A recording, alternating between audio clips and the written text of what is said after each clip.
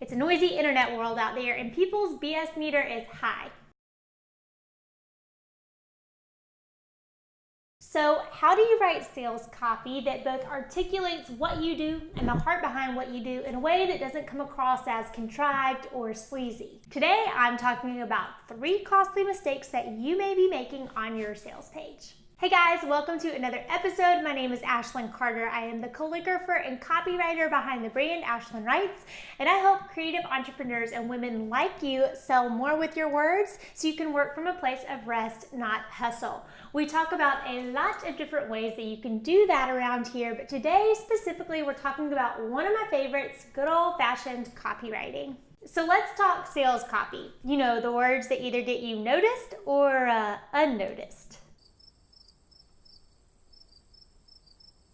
Words that either zip and sing and add dollar bills to your bank account, or words that when you write them, you feel like you're a used car salesman.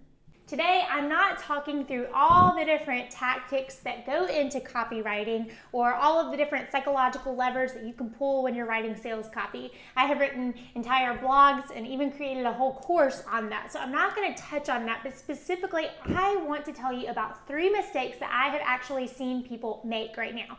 And as research for this video, before I filmed it, I did my work. I got out Google and I looked at different sales pages in my industry, and I came up with 3 things that I saw people doing that I would do differently.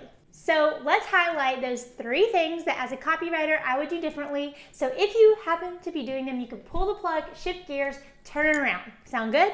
Now, when I am talking about sales page copy, I am specifically talking about more of that long form page that you are using to sell your digital product or program, your coaching program, a conference or course, that kind of thing. Now, I always have students ask me, is this something that I can apply to my one-on-one work with me or services pages? My answer is absolutely. There's going to be little tidbits of this that you're going to be able to add to that. Also, if you are a shop owner and write product descriptions, then you may be able to pull some of these tactics into writing that. But by and large today, I'm talking more about that long form sales page. All right, number 1 mistake that I see is that you are exaggerating. One of my dear friends posted a fantastic Instagram the other day where she kind of called out the education industry and the fact that we are getting inundated with messages about marketing all the time. And she asked for people's comments on it, and it was fascinating to read. You see, we live in an information economy, but this online education space is going nowhere, and it's going nowhere fast, but it's getting more and more crowded.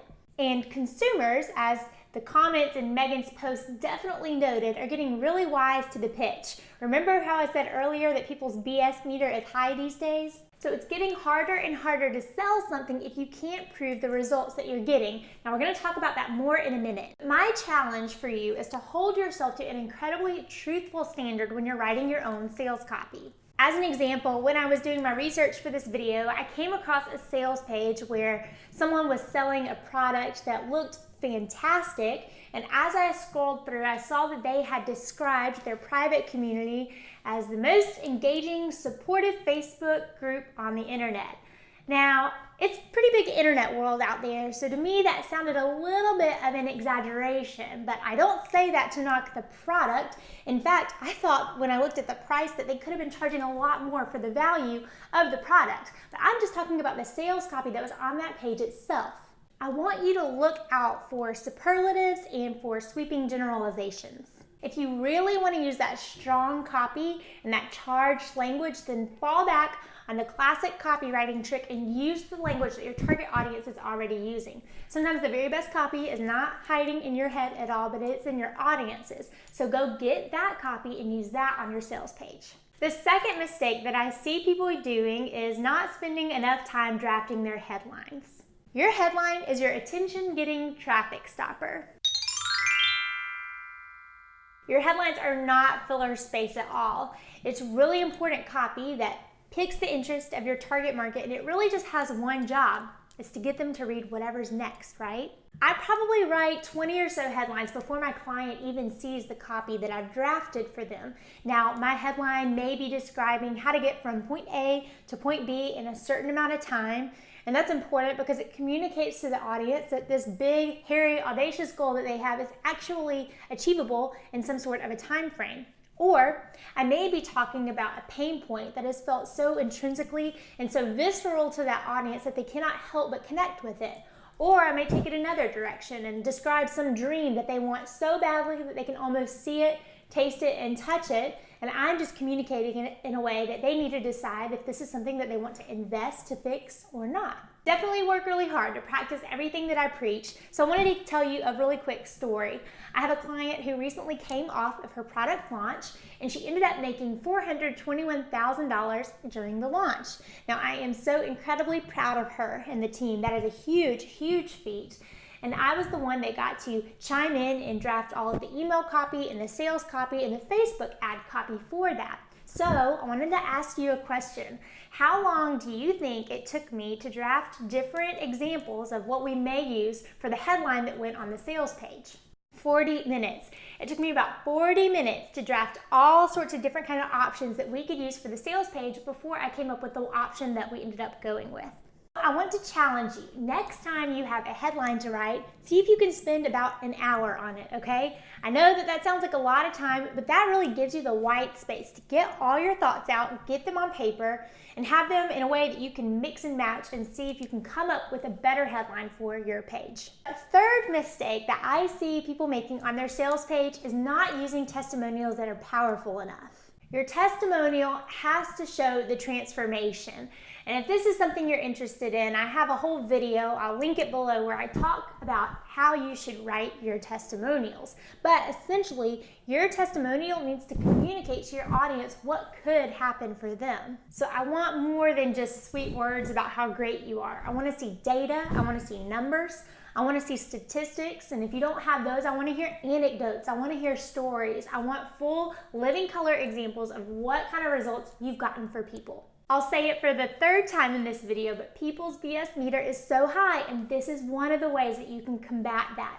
If you can come at it and show me the results that you've gotten for people, then I'm going to trust you a lot more. Remember earlier when I said not to exaggerate? Well, this is one of those things that can really hold you accountable and hold you to that high standard.